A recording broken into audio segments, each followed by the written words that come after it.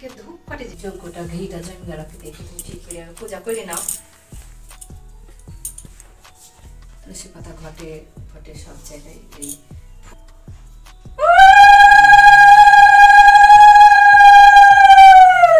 এই দিকে দেবা।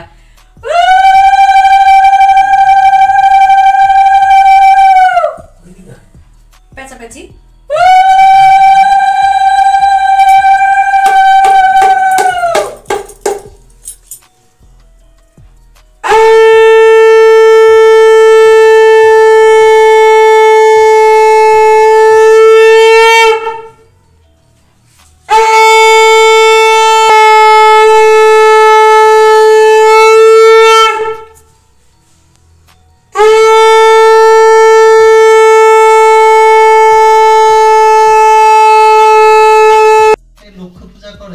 তাহার সংসারে কিছুর অভাব থাকে না, তাহার সমাজে প্রতিপত্তি দিন দিন বর্ধিত হইয়া থাকে।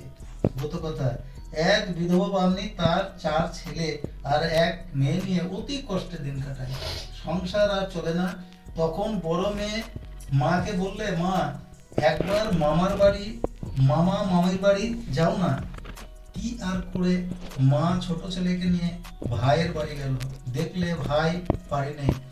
ভাজকে সব কথা বললে। ভাজ বললে, তোমার দাদার কানে একথা তুলে আর কি হবে? সকালে এসে কাজ করো আর দুপুরে চাল ঢেলে যে খুদ গুঁড়ো থাকবে তাই নিয়ে বাড়ি যেও। কি আর করে বামনি তাই স্বীকার করলে। একদিন বামনি দেখলে লাউ গাছে কুচি কুচি লাউ পাতা হয়েছে। দেখে সে ভাজকে বললে, বউ আমাকে গোটা কতক লাউ পাতা দেবে? ভাজ বললে, ও তোমার দাদার গুণাগাথা পাতা, আমি দিতে পারবো না। যদি এক কাজ করো তাহলে আমি না হয় মিথ্যে কথা বলবো। বামনি বললে, কি কাজ? ভাজ বললে, যদি আমার উকুন বেচে দাও। বামনি বললে, বউ আজ তো উকুন বাঁচতে নেই, লক্ষ্মীবার। ভাজ রেগে ননদের গালে ঠাস করে এক চর মেরে আঁচল থেকে খুদ কেড়ে নিয়ে বললে, লক্ষ্মীবারে খুদ দিতে নেই, নিজের কল্যাণ বোঝো আর ভাইয়ের কল্যাণ বোঝো না। বামনি রাস্তায় যেতে যেতে মা লক্ষ্মীকে ডাকছে আর ভাবছে, বাড়িতে গেলে ছেলেরা খেতে চাইবে, বেঁচে থেকে আমার কোনো লাভ নেই। এমন সময় দেখলে সামনে মোড়া কেউটে সেটা নিয়ে বাড়িতে এলো। এসে উনুনে হাঁড়ি চাপিয়ে তাতে সাপটা দিয়ে জল দিলে খানিক পরে ফেনা উতলে উঠে হাঁড়ির গা বেয়ে সোনা হয়ে পড়তে লাগলো। বামনি সেই সোনা বিক্রি করে অনেক টাকা পেল। সেই টাকায় বাজার করে বাড়ি এলো, রেঁধে সকলকে খাওয়ালে। পরদিন বৃহস্পতিবার থেকে লক্ষ্মী পুজো করলে। দেখতে দেখতে বামনির অতুল সম্পদ হলো। ছেলেদের বিয়ে থা দিলেন। ভাত সেই কথা শুনে তাদের নেমন্তন্ন করলে। বামনি 4 বউদের গয়না পরিয়ে পরিয়ে ভাজের বাড়ি নেমন্তন্ন খেতে গেল। পাতের কাছে বসে বউরা কেউ কিছু খেলে না, শুধু গয়নার উপর অন্ন দিতে লাগলো।